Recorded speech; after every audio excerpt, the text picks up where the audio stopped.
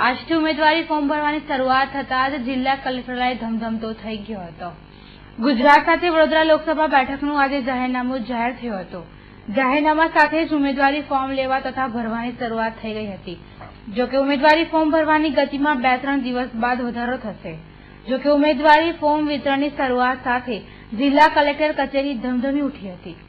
ચૂંટણીના જાહેરનામા અંગે મુખ્ય ચૂંટણી અધિકારી ડોક્ટર વિનોદ રાવે વિસ્તૃત માહિતી આપી હતી। આજે 2 એપ્રિલ છે, 9મી એપ્રિલ સુધી નોમિનેશન ફોર્મ સ્વીકારવા માટેના તારીખ છે।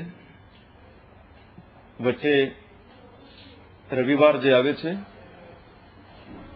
6મી તારીખ અને રામનવમીના નેગોશિયેબલ ઇન્સ્ટ્રુમેન્ટ એક્ટ નીચે 8મી તારીખે જે રજા છે, આ 2 દિવસોના અપવાદ સિવાય બીજી અને 9મી વચ્ચે નોમિનેશન સ્વીકારવા માટેના તારીખો છે।